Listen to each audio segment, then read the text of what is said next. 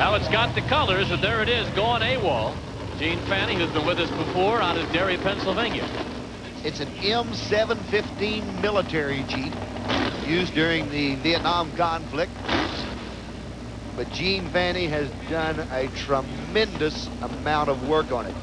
The detail and the workmanship in this truck are absolutely meticulous. It is a beautiful piece of equipment.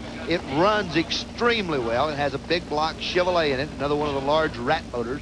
And Gene Fanning out of Derry, Pennsylvania does a great job with this one. He owns a pair of them. One of them he drives on the street, the other one he drives in competition. And when he drives one in competition, you can bet he's going to be going for that full pull mark, and he's going to be hooking at it close tonight. Well, he's got to go full pull to get into the pull-off.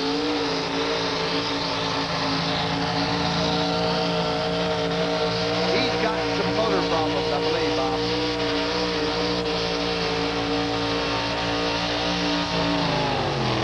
Turned it into a pretty good pull. He came up just shy, but he seemed to start very slowly. Truck sounded like it had a miss in it about the first 100 foot of the track. Sounded like it detected a miss in it.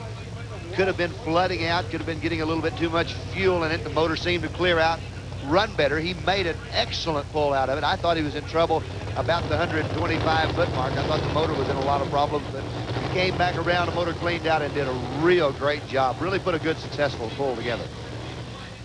On AWOL goes 194 feet, 4.5 inches. I believe that's good for fourth place. Well, you're looking at a truck that is 34 years old. It's the Wild Child. Bob Pavarotti out of East Canaan, Connecticut. The 1953 Chevrolet has 2.5-ton military axles under it. Under the hood, 572 cubic inches of Chevrolet motor. That thing came off the assembly line, what, 34 years ago? I don't think it thought it was destined for this. I doubt if there was ever any idea. It had a 6-cylinder, 216 Chevrolet motor in it now. It's got almost 3 times as many cubic inches as the original engine has, and probably 4 times the horsepower. Now, Rob's going to have to go the full 200 feet. He can do it.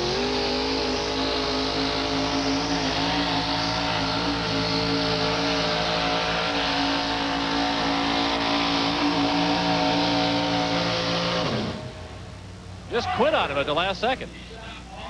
Could very well have lost a kill switch. Now, there's an emergency kill switch that hooks between the back of the truck and the sled itself. If during pulling competition that the kill switch was to come disconnected from the truck accidentally, then that will entitle the puller to go for another hook. But we'll find out from our officials if he got a if the kill switch actually killed the motor. Now, right here you can see Rob's in for a good pull. He's got a lot of ground speed. Sled's going to come up on him. The weight's going to be getting heavy on it in a hurry. But right at the end of the track, the motor completely quit. Now, if that was the kill switch, then he'll be entitled, as we mentioned, to come back.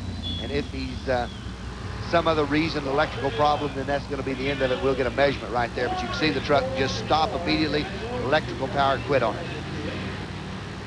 Has her helmet on now. Connie Colburn out of Scarborough, Ontario, just outside Toronto.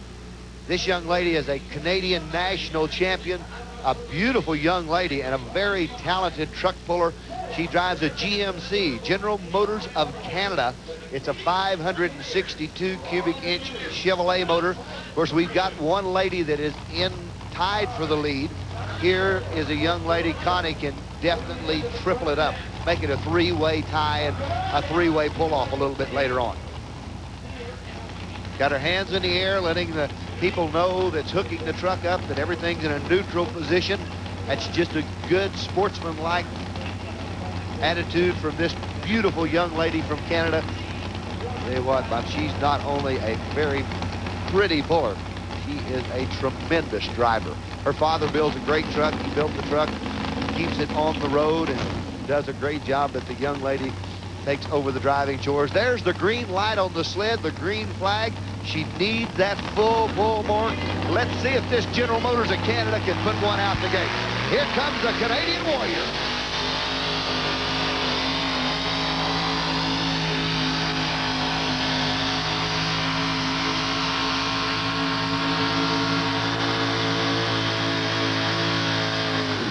Close, but not quite there. She's over the 190-foot mark, I would guess, but comes up shy of 200. Well, Bob, I believe the track is loosening up. Of course, the first pullers that went to the sled tonight, the track was tight, been worked on for hours and hours at a time.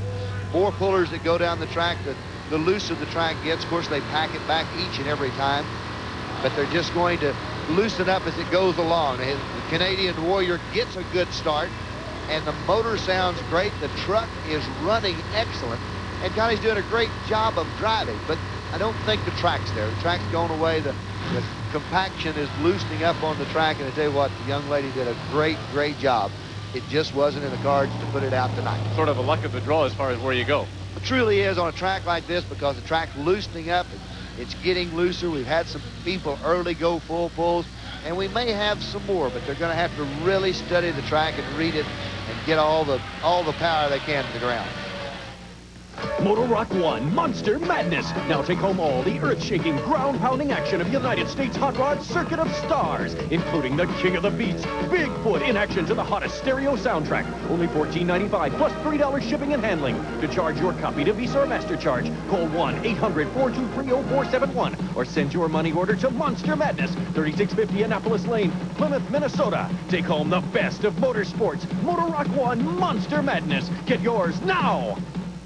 Budweiser, United States Hot Rod Association Truck Pull Championships, tonight featuring the Battle of the Monster Trucks. I'm Bob Kurtz along with Mike Gallaway. We're here at Rich Stadium in Buffalo, New York. Well, apparently it was a problem with the kill switch, because we're looking at the Wild Child again.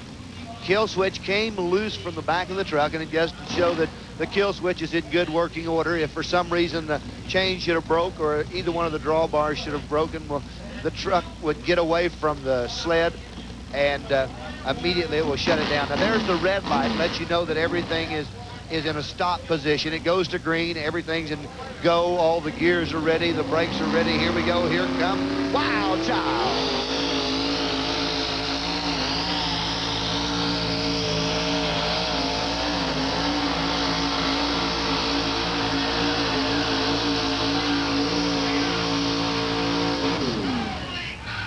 Made a wild run, but it came up short. Rob Pavarotti really made a wild run. He was drifting towards the left-hand side of the track, and he got in some trouble.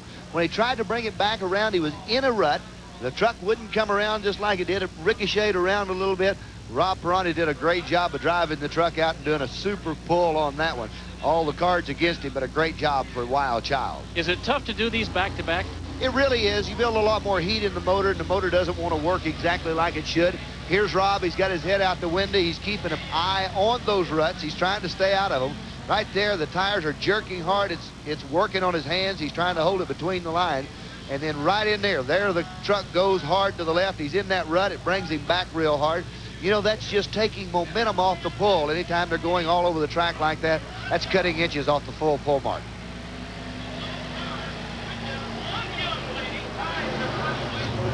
Mike, we have a golf course in Traverse City, Michigan, designed by Jack Nicklaus, which is called the Bear. This is no relation, nothing to do with the golfing world, but this is Gary Firmstone out of Mount Pleasant, PA. Jack Nicklaus lives just down the road from Gary Firmstone. Gary Firmstone and Jack. You're thinking of Arnold Palmer. They got Arnold Palmer, I have right. you confused. Okay, let's try it again then. And there's the Bear out of Mount Pleasant, PA, driving a Chevy. Big block Chevrolet. Here's a fuel-injected motor and a young man that makes his living truck pulling. He's a professional truck puller by trade, and a very good one at that. Mount Pleasant, PA, he's got to go out. Fox is headed up.